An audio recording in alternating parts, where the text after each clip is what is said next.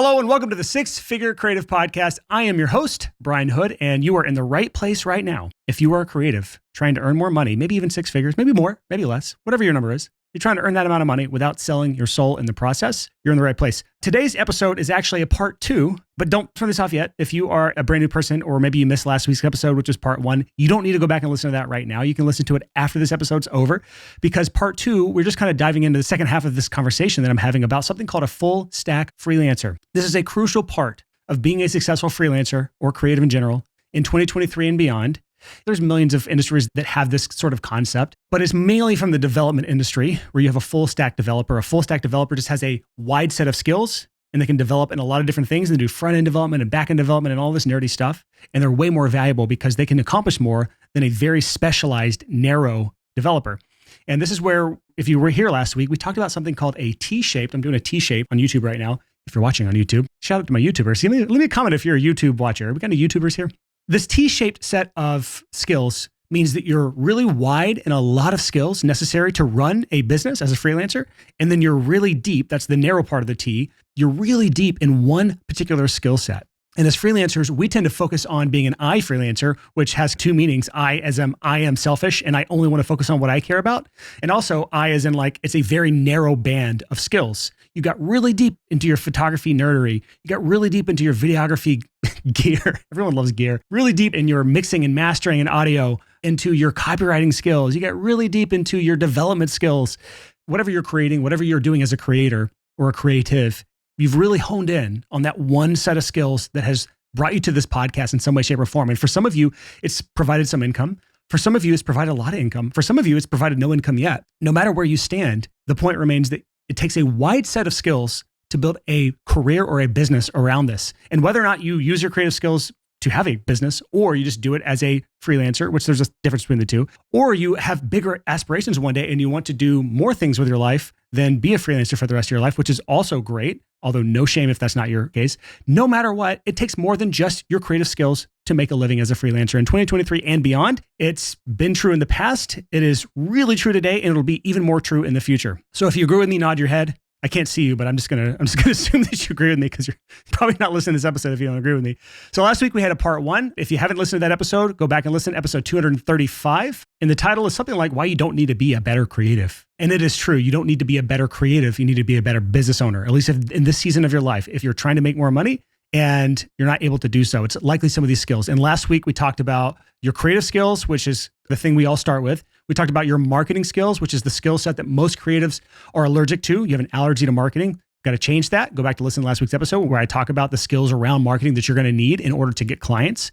We talked about the sales skills, same thing. You need to be able to sell yourself, sell your services, have confidence in yourself if you want to succeed as a freelancer. And we talked about problem-solving skills because whether you like it or not, being a freelancer, being a business owner, being an entrepreneur is 95% problem solving. We hit a roadblock. We have to figure out how to get past the roadblock. We eventually get past the roadblock, and then we hit the next roadblock. And it is a series of overcoming obstacles and challenges and pains and problems. And most of them are fun, in my opinion. All the challenges in my business, I enjoy overcoming. That's why I do what I do. And some of them are like really big problems. Some of them are really small micro problems, but they're all problems to solve. And we talked about the ability to FITFO, F-I-F-T-O, figure it the frick out.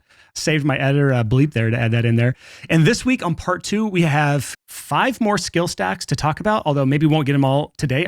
I've got a whole bullet point of a bunch of stuff to talk about, and we'll see if we get through it all in second part today or if we need a part 3 for this or not. So today, the first thing we're going to talk about is, as far as a full stack freelancer, these additional skills that we need as freelancers in order to not just survive, but thrive in 2023 and beyond, is people skills. This is a pretty obvious one, isn't it? Like, I feel like everyone should know this. You'd be like, yeah, Brian, I freaking know I need people skills. But then do you actually do anything to develop your people skills? Do you actually invest in yourself in reading books, courses even?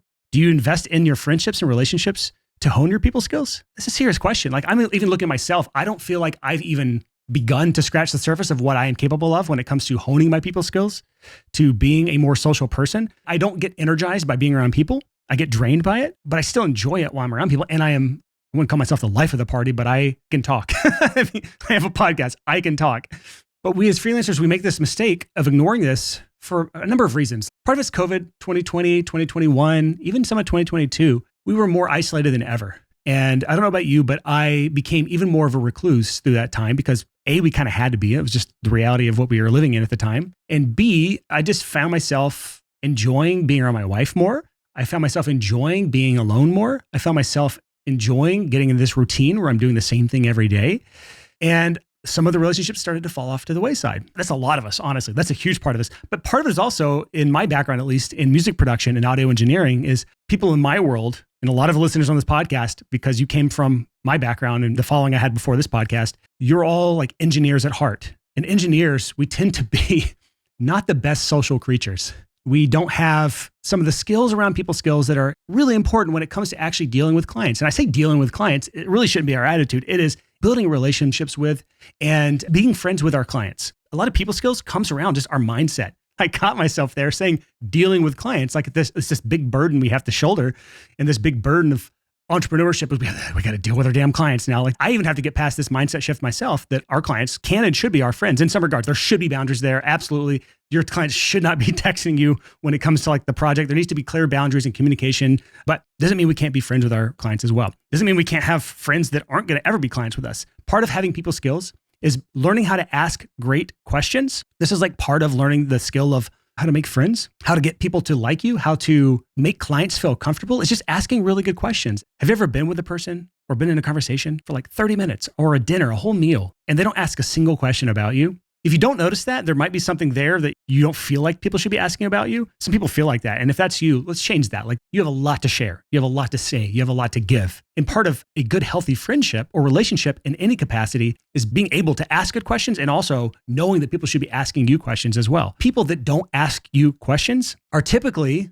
this isn't always the case, they're typically only concerned with themselves. They only want to talk about themselves. They only want to gossip. Not part of having good people skills, I'll tell you that. Gossip is the easiest, cheapest, most immature way to have conversations with people. It's like a cheat code to having what feels like good conversations with people. But gossip is not a good form of people skills. Gossip is not going to make you friends. Gossip is something that is toxic to relationships. Gossip can ruin relationships. But the first thing I have on people skills in general is just asking great questions. Know how to ask a good question. Next, in people skills, just going through my outline here, is making someone feel special. My wife is a master of this. I wish I had a tenth of her ability to do this. She will go out of her way to make someone feel special. She will spend a lot of money, a lot of time, put a lot of care into making people feel special. And I've picked up a few things from her, and I'm getting better at that. That's why I think this is a skill, by the way.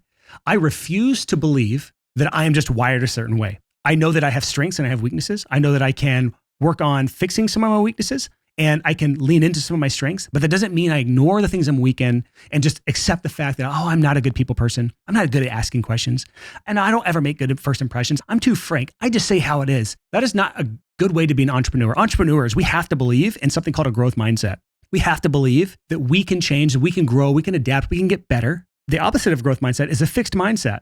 And some people genuinely believe this. They believe that things can't be fixed. People can't really change. Some people are just born a certain way. And there may be some truth to this. There may be certain things like if you were born without a hand, that is a truth. That is something that you can't change about yourself. That is a fixed thing about you. But that doesn't mean you can't accomplish something in your life because of that one thing that is a fixed thing. You have a plethora of opportunities for you, even when there are deficiencies in your life, like you're not a natural people person, that you can grow, you can change, you can adapt, and you can get better. Which moves on to my next point when it comes to people skills is how to make a good first impression.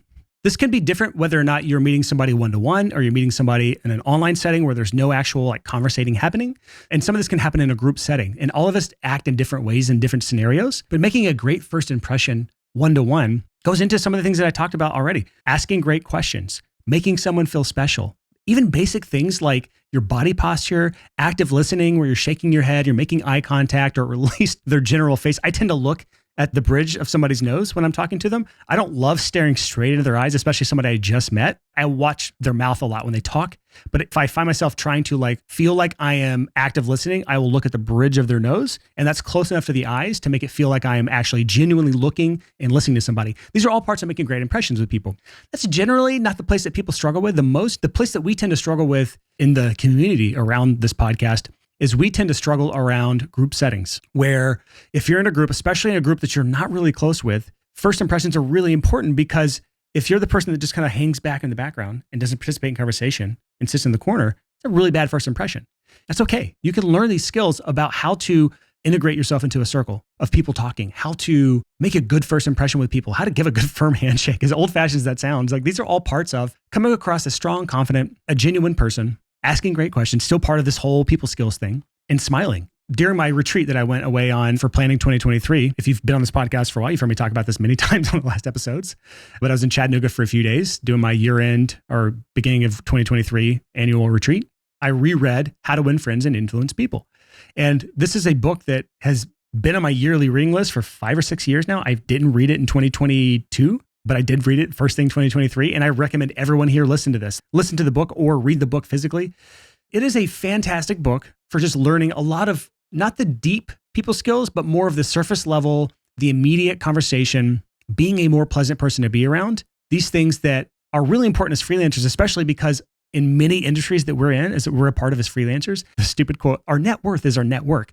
Our ability to get clients really comes down to how wide is our network. And I know we have to balance the width of our network with the depth of our network. I sound like a network marketer right now, width and depth. But we need a lot of people around us in a lot of our industries in order to make sure we're getting a consistent amount of clients, unless you do some of the other things that we talk about in marketing.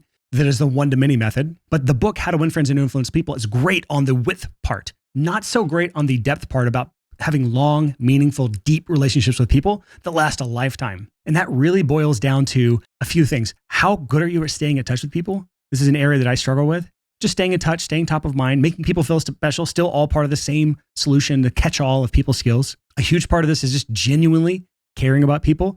That is something that if you struggle with this, I don't know how to fix it. I don't know if you need to go see a therapist. I don't know what the solution is if you just genuinely don't care about people. But if you genuinely care about someone, that is a great starting point on building a deep, meaningful relationship. But I think one of the most underrated talents or skills when it comes to people skills, and this is just from surface level to long-term, deep, meaningful relationships. This is for the width of network and depth of relationship in a narrow band of network. This people skill is one of the most important. And that is self-awareness. It's a pet peeve of mine when people lack self-awareness. Knowing when to say something is obviously an important part of people skills, knowing when and how to say certain things, but knowing when not to say something is just as important, if not more important. Knowing where to say something, the right context. Self-awareness is underrated. You can say one thing that turns people off. You can say one thing that lacks self-awareness, and it can ruin months of building relationships with somebody. I'll be the first to say I am not the expert. I am not even scratching the surface of people skills and the skills around connecting with people, building friendships, building relationships, building a wide and strong network of people. I am not that person, but I have a little bit of understanding. I have a first edition How to Win Friends and Influence People on my bookshelf in there from 1930 something. It's old. I have friends that have been around me for a decade. I have a wife who I love and have a great relationship with. So I have the basics down. But there are plenty of people out there who are better at this than I am. So I'm just going to leave it at this. If this is an area you struggle with, this might be the first thing for you to start tackling in 2023. And it might have the highest ROI of all the skill stacks that I talk about on here. Not just monetary ROI, fulfillment ROI. I think as humans, we're just wired to be connected with other people. And I think social media, I think COVID, I think a lot of factors have pulled us apart in many different ways. Politics is one of those things as well. I think there's a lot of factors pulling us apart. And I think something needs to change for that to happen, probably on a macro level that is outside of the scope of what I'm capable of doing as a small podcaster. But I think it starts with us wanting to change, wanting to be better at something, and then bring that around our communities and just starting there. That's the most I can help with right there, is just say, hey, start with ourselves and see where it goes. So that is the first stack of skills, the many skills involved with becoming a great freelancer, a successful freelancer, a thriving freelancer in 2023 is people skills. The next on the list today in part 2 of my Full Stack Freelancer series is focus and discipline. As someone who grew up with and still struggles with and still has, I don't think you can cure this, ADHD, this is not my strong suit. But this is another area where we have to look at the fixed mindset versus the growth mindset of saying, oh, I have ADHD. I don't have good focus. I'm just always going to be scatterbrained. Versus the growth mindset of saying, hey, this is a big weakness. It's also a huge part of why I struggle as an entrepreneur, because I can't focus on one thing and get it done. I don't have the discipline to get the things done over the long period of time. This is an area where we have to get better.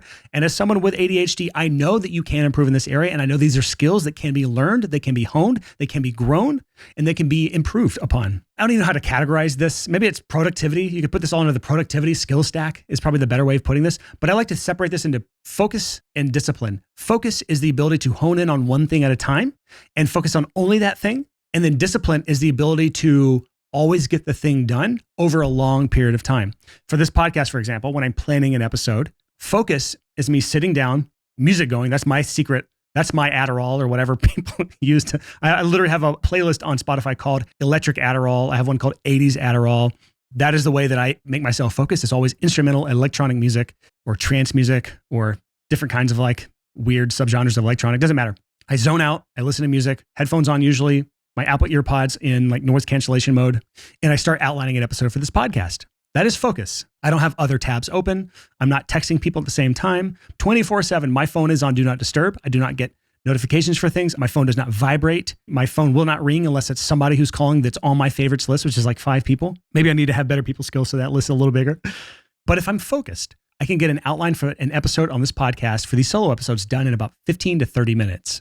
Discipline, however, is showing up every single week and putting now 236 episodes out on this podcast. That is discipline. Showing up to the gym every day at 5:30 or 6 o'clock. I could be better at that, but that is discipline. So we need both of these things in our lives. Focus makes sure we're getting things done efficiently as possible. Discipline helps us make sure that we are actually getting things done for the long haul. Because as an entrepreneur, it's more than just focusing on one thing at a time. It's more than just being disciplined. It is the combination of the two things. So here's some points I have under the skill stack. It's knowing when to say no. This is an important skill to have because there's something called opportunity cost. If you don't know when to say no and you start saying yes to things and people that are going against what you're trying to accomplish, then not only are you doing something you don't want to do, you're also saying no to something you do want to or do need to do. So there's an opportunity cost to every single thing that you take on in your business. So knowing when to say no and what to say no to is a skill you have to hone and develop, and it takes understanding what else you're saying no to when you say yes to something that you shouldn't say no to. An example, I get emails all the time with people wanting to book calls or have a call or sit down and chat or whatever with me. And this is where sometimes skills and things will battle each other because if I was a good people person, maybe I should say yes to all those things. But I also know when to say no and which scenarios to say no to because I don't reject every phone call or every meal request or every Zoom meeting that people throw my way, but I have to say no to most of them because every time I say yes to one of those things, I'm saying no to 15 minutes to 45 minutes to an hour of focused time that I can and should be working on something else. And in 2023, I have set my hourly time to be worth $750 an hour. That is up from last year. And I encourage everyone to have a dollar amount in their heads that their time is worth. There are certain things that I do that is worth way more than $750 an hour. There are certain things that I do that are way under $750 an hour. But knowing that dollar amount helps you put a value on things you're saying yes to that you should be saying no to. So when someone requests an hour-long phone call or hour-long meeting with you during your, what I call sacred work hours, which for me are the hours of like 8 a.m. to 3 p.m., 4 p.m., something like that. When someone's requesting time away from those sacred work hours during my week, I have to now ask, is that worth $750 or more? And in most cases, that's no. It's somebody asking something from me. It's somebody who wants something from me. And if there's a deep, meaningful relationship there, then fine. I will have the meeting. I would love to lunch with friends, lunch with family, a call with someone that I can help out that I have a meaningful relationship with. That's all fine. But most of these people are strangers who I've never talked to before who are asking something from me. Whatever it is for you, there are a lot of distractions in your life. There's a lot of people that are going to want things from you, especially as you become more and more successful. So you have to be willing and able to say no to those things and those people. And not just those things. There's also things when we have entrepreneur ADHD, shiny object syndrome, there's also these false pursuits, these mirages on the horizon that we want to go after because they look so fun and shiny, but then we actually get our hands on it and it's nothing. And we just said yes to something that we should have said no to. So part of focus, part of discipline, these skill sets is the skill of knowing when and how to say no to something that we should be saying no to. The next thing on focus and discipline, these skills, is knowing when to cut things or people out of your life. Sometimes we have these things that are already in our lives, this baggage we've taken on in our lives. It could be a business you should have killed off. It's maybe a service you should have killed off. It could be a friend that's dragging you down, a toxic, I'm using the air quotes here, friend who's dragging you down and has been for years. Knowing when to cut off this dead weight is an important part of keeping focus and discipline in our lives. An easy example is if you're a recovering drug addict and your best friend is a heroin dealer, you should probably cut that person out of your life. That's an easy example. Like that person is going to be dragging you down. That is somebody that is dead weight. That is somebody that is not bringing any value to your life. That is someone who you should have cut out a long time ago. And for some reason, it's still there. You got to cut that off. I hope that none of my listeners in this show right now have heroin dealer friends, but that's just an easy example of someone that makes sense that you should cut out of your life. Now, there's a lot that is under this umbrella of skills around focus and discipline. Again, this is part of the wide set of skills that I have as an entrepreneur. This is not one of my really narrow, deep skills that I've developed over time. So I'm not expert here, but I will say a few things that have worked really well for me for keeping me focused and disciplined over a long period of time. First is using ClickUp, which is a project management system. We implemented it January of last year, and it has been a game changer for my businesses. Another one is just using a calendar system, like a really good central calendar. I have 4 or 5 different calendars that I use for different businesses and different things, from personal to six-figure creative to the podcast episodes themselves to my CRM stuff to my other businesses. And they all have different recurring events or one-time events or reminders or whatever. And I have them all sent into one central calendar that is my central source of truth. Anytime I need to check my schedule for the day or the week or the month, I can look on that calendar and know that everything that I have in my life is on this calendar if it's scheduled. If it's a thing that is getting done at a certain time or certain day, it is on my calendar 100% of the time. If it's not there, I have utterly failed. That rarely ever happens. So there are a lot of different ways to become more focused, to become more disciplined. People in your life who can hold you accountable is another big one there, is just building a relationship with people that can keep you accountable. One example for me is a gym. I don't go to the gym very often if I don't have my friend, my workout partner, Bryant, who is the person that we work out together. We have for the past decade plus. And if he doesn't show up to the gym, I rarely go. It's a character flaw for me. It is a huge issue for me if he's ever like on tour, but that's the person that keeps me disciplined and going to the gym. I essentially borrow discipline from Bryant when it comes to going to the gym. It's not the healthiest thing, but it is the way that I make that work. So there's a lot of hacks. There is just ways of getting better over time as you build confidence, as you do things more and more. And there's also drug-related things, like you can get prescriptions for Adderall or some other prescription to help with lack of focus. I don't recommend that. I'm not a doctor. Go see your doctor if you want that sort of stuff. I've never taken any sort of drug or prescription around getting more focused, but this is a huge part about being an effective entrepreneur or freelancer in 2023, is knowing how to focus on things, how to narrow your focus, how not to multitask, and then how to be disciplined for a long period of time, over time, until you start to see your results. Because this is if you remember one of the first points I made in last week's episode, how slow and steady wins the race, but it's absolutely miserable the entire time because you feel like you're not making progress until you look back and see all that you've done. That is what discipline will do for you. If you're disciplined over a long period of time, your progress will compound over time. It'll feel slow, it'll feel painful, and then eventually it'll start to accelerate as you gain more and more momentum. Actually, it wasn't last week's episode. It was the episode before that, episode 234, where I talked about 9 lessons I learned while building a new 6-figure income stream in 2022. That was the first lesson that I covered in that episode. So that's the second skill stack today, is focus and discipline. The next one is systems skills. This sounds super boring, super nerdy. Oh, you got system skills. It is nerdy. It is dorky, but it is something you need. As creatives, we don't want to worry about systems and processes, but as entrepreneurs, we absolutely have to have them in our lives. As a matter of fact, most of the best creatives I know use systems and processes to bring out their creativity, not to stifle it, not to follow a rigid process that takes all creativity away. No, your system skills, your ability to create processes with minimal waste, is how you enhance your creativity. One of the people I'm thinking about right now is Seth Mosley. He was a guest on the show on episode 104.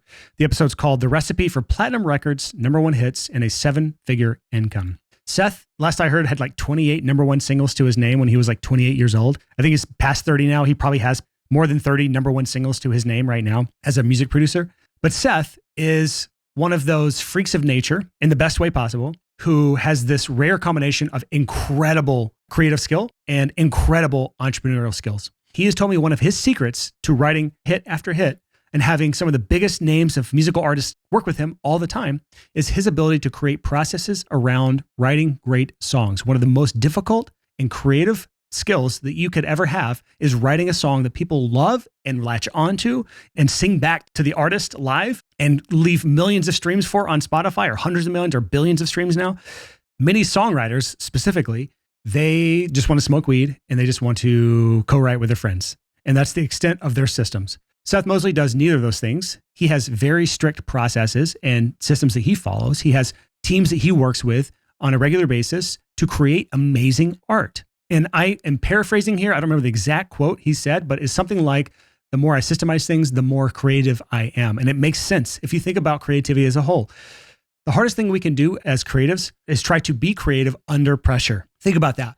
If you are someone like Seth Mosley and you've put out, let's just call it 30 number one singles, and the next artist is coming to you and they want their song to be a number one single, and you have deadlines to hit and you have other businesses that you run. I think Seth has 2 other businesses that he runs, and you have a large team that you're working with. That's a lot of stress. How do you manage that stress? You make it so that it's not stressful for you. You build systems and processes. You put people in a place who can own things in your business so you don't have to worry about them. How does this translate to the single operating freelancer listening right now?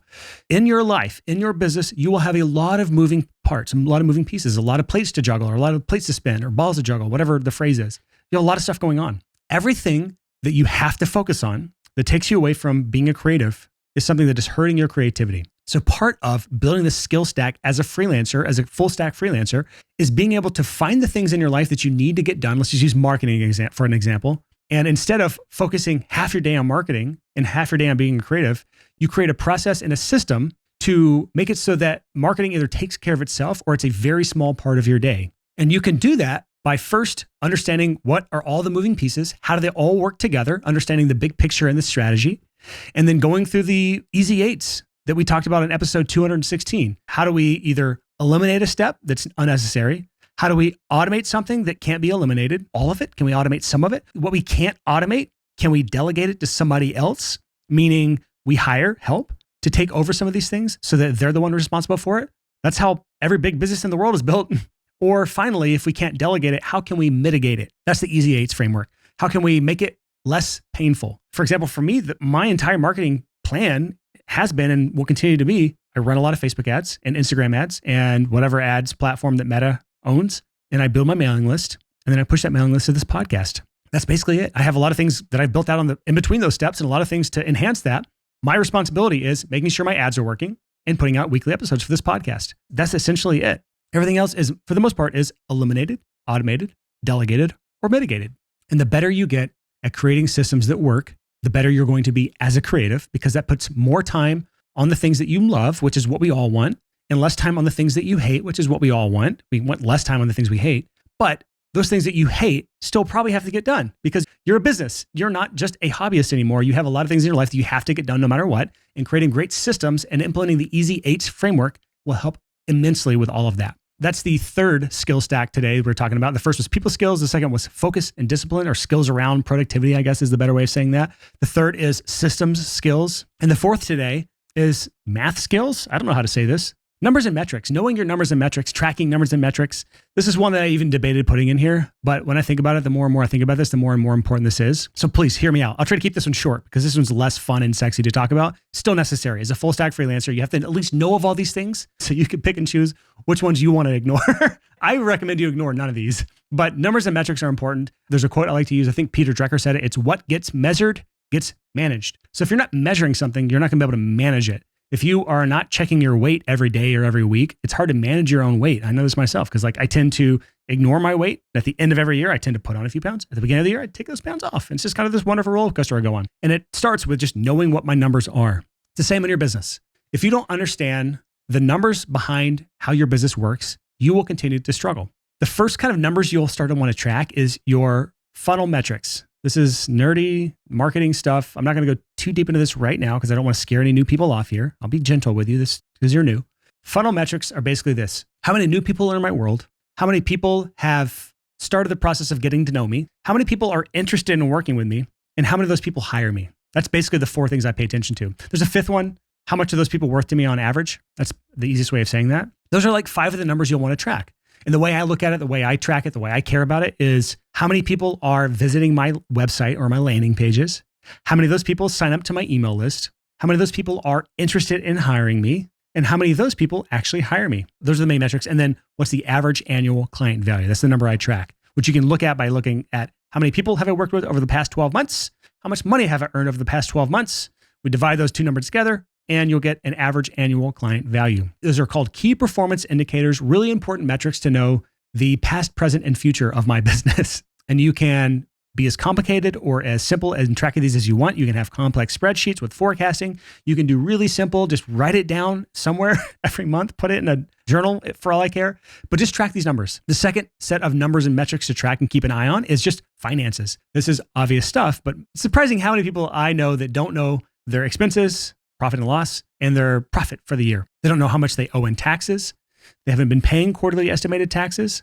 And they don't have any sort of budget that they're running off of. They don't know what's going to go maybe back into advertising. They don't know what's going to go into maybe a team or freelancers that they're going to hire for their businesses. It's a complete black box as far as they know and care about. They don't want to check because they don't want to know. Because if they know, then now they know how bad their business is. And now that they know how bad their business is, they're stressed out. Now that they're stressed out, they can't be creative. I understand that sort of logical thinking, but at the same time, the easiest way, because you're still stressed about it whether or not you look at it, you know it's bad. The easiest way to fix it is to start looking at it, start tracking it, start fixing it. Going back to one of the skill sets last week, which is FITFO, figure it the out. We have to figure out how to solve that problem so that it's not a stress in the back of our mind, back of our souls, and we can then focus on being creatives again. So that's the skill set around tracking numbers and metrics and then even knowing what to do with them. There's a lot of skills around that. Again, I'm not the expert here. I know just enough to be dangerous, and that's all. But it is important when it comes to being a full stack freelancer and entrepreneur in 2023. Now we're on the final stack of skills in today's episode. So we did get it all done in 2 episodes. Good for us today. And that is probably the last skill stack that most of us as entrepreneurs will have to tackle. And that is the skill of delegation, the skills around hiring people, getting things off of your plate onto someone else's plate.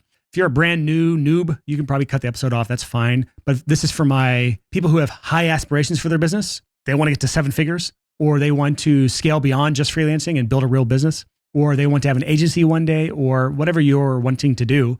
Delegation is how you do it. It's how we break past the plateaus of what we can fulfill on as a single solo operated business. This is the skill that I lack the most, probably out of all the skills listed here. I have historically not built a big team. I've been pretty much a sole business owner myself. I have one part-time operations person who was an assistant that kind of grew into operations. And then I have a few subcontractors who do things like podcast editing, shout out to Leland, and customer support. That's basically my team right now.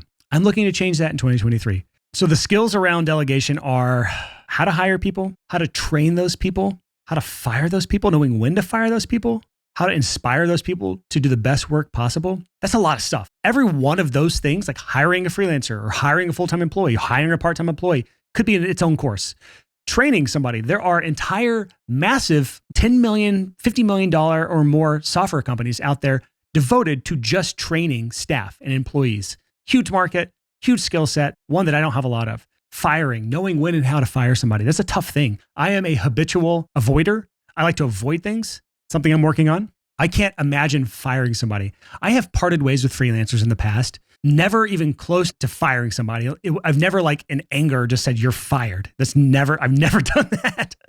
But I have parted ways with a few freelancers for different reasons, like whatever we were working on just didn't work out together, or it ran its course and we were done. But thinking of hiring a full-time person and then having to sit them down and look them in the eye and let them know they are fired, and here's the reasons why, is terrifying to me. But that's a skill set I will have to grow into and learn if I ever want to build a sustainable, long-term, bigger business, which is some of the aspirations I have for 6-Figure Creative.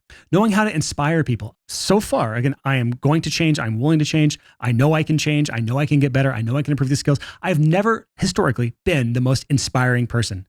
I'll tell you what to do. I'll tell you how I want it done. I'll tell you when I want it done, but then you go do it. That's been my approach to managing contractors, essentially, to this point.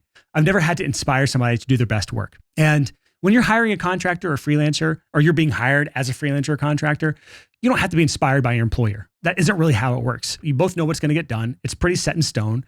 There's expectations on both sides. That works for that. But if I'm ever hiring people to be on a team, part-time or full-time, who work for me, especially on an ongoing basis, I have to be able to inspire them as part of the mission that the 6-Figure Creative is doing. There's a lot of things that I have to learn on the skill stack in order to level up where I am as an entrepreneur. But for any other freelancer that's listening right now who maybe doesn't have massive aspirations, the only thing you need to really start to hone in here as far as your skill set on this narrow band of T-shaped set of skills, something way over here where my pointer finger is, you just have to know enough to hire another contractor. Easiest thing for your first hire is a executive assistant or an administrative assistant to handle those things that are like low value tasks in your business that are repetitive, data entry, replying to basic emails, templated replies in your CRM, these sorts of things. Anybody with a brain and a laptop can do these sorts of tasks. So getting somebody on your team to help some of these things is a really good way of buying back your time as a freelancer so that you can focus on bigger and better tasks. And earlier when you heard me say that my time is valued at $750 an hour, part of that reason that number is so high is not because I sit here and charge my clients $750 an hour. No, it's because A, I have multiple income streams, but B, it's because I have a team of contractors and really good systems and processes in place to leverage my hourly income. If you're not understanding anything I'm saying, it's okay. We're going to grow together. We're going to adapt together. We're going to be better entrepreneurs in the future, better freelancers in the future. We're going to add to our stack of skills as freelancers for the next decade plus, because this is the long game. I am now 14 years into my career as a entrepreneur, as a freelancer, actually, even more so as an entrepreneur, because I was in a touring band before that. And we toured since 2005. So I'm almost 20 years into my career as a self-employed freelance type person. I haven't had a part-time job since 2008, maybe 2007, actually. So this is a lifelong endeavor. I talked about this before. So we are in this together, and I'm hoping that you will make the Six Figure Creative Podcast and the things that we put out into the world, any workshops we do in the future, any educational resources we put out in the future, that you will be a part of this to help increase your skill stack. Anybody we partner with to provide things to help you improve your skill stack. I hope that you be a part of this because I am in this for the long run as well. So that is all I have for this episode, 2-part series. And I'm hoping that you will improve your skill stack in 2023 and beyond. I guess the only thing left is something I ask of you. I want to make this podcast not suck. I want it to be something that you come back to as a resource for years to come. I want to make sure that you feel heard as a listener, especially for you longtime listeners, and also for you new people. If this is your first time listening, I want to know what you thought. So I'm going to ask you to go just leave me an anonymous survey. This doesn't have your name or your IP or any of this crap attached to it. It's just straight up feedback. You can be as brutally honest as you want. But if you go to sixfigurecreative.com/better, BETTER, it'll take you to a survey. There are 3 questions on there. You don't have to answer all of them. You can just answer one of them and hit submit.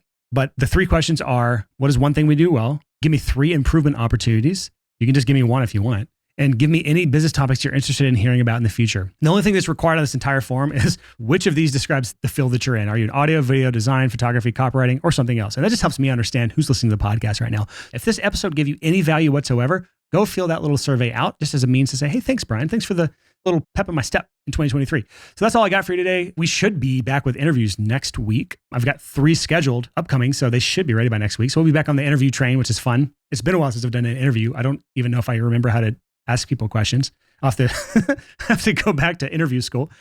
But yeah, that's all I have for you today. Thanks for watching.